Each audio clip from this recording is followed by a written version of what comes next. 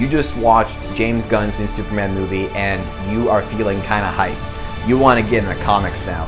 You want to figure out the lore between Batman, Superman, Wonder Woman, and all these characters. You want to get into the nitty-gritty of it all. You want to maybe watch more movies, watch more shows, play the video games, maybe get into Lego sets for all you care about. You want to get more into DC.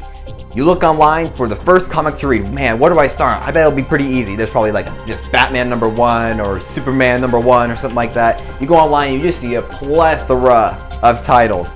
Some you recognize, some you don't. Some you recognize by maybe name or reference from a video game or something like that. There is, for DC comic books, for my opinion, there is one that stands out among the rest. One that almost feels like an investment.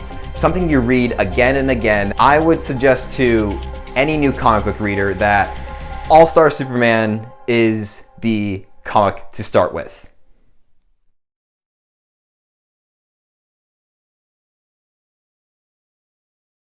Running from November 2005 to October 2008, All-Star Superman was a 12-issue comic book series written by Grant Morrison and illustrated by Frank Quitely. The name All-Star comes from the imprint it was released under, All-Star. The one cool thing about All-Star Superman is that it's a one-shot, meaning you do not have to read any other previous continuity to understand it. There's a strange part of me that doesn't even really want to explain the concept or general plot of this story. Honestly, a unique question once you boil it down and ask it. What is Metropolis, Lois Lane, Lex Luthor without Superman? It basically tries to answer a question that is fundamental to each of the characters' identities that it's gonna be really hard to try and extrapolate what makes them themselves as opposed to them with Superman or Clark Kent. Now don't get me wrong, this is still very much a Superman story. I mean, he's in the title for that matter, but it's more so him coming to the senses of what if he's not around for these people or this city or these other characters. It's more so coming to terms with his own mortality for that matter.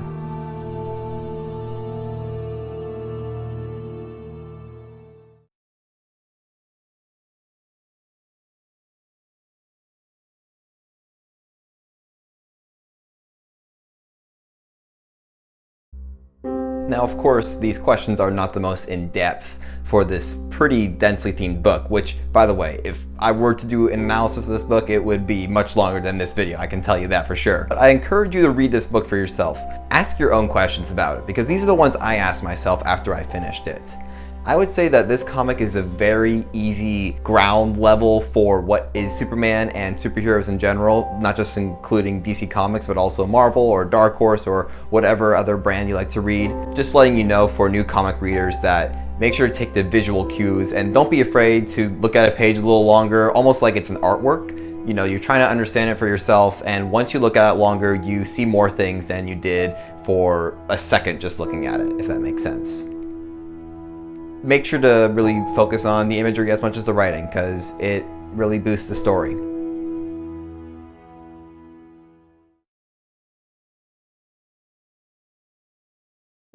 All in all, I think that this is a pretty fantastic book in my opinion. I won't go too deep into my opinion on it right now, but I do think it's fantastic, and I highly recommend any new comic reader period to read it. Not just if you're looking for DC or superheroes, but maybe if you're into Marvel, I recommend starting here at this point because of how layered it is in terms of defining a superhero and what it means to be a superhero.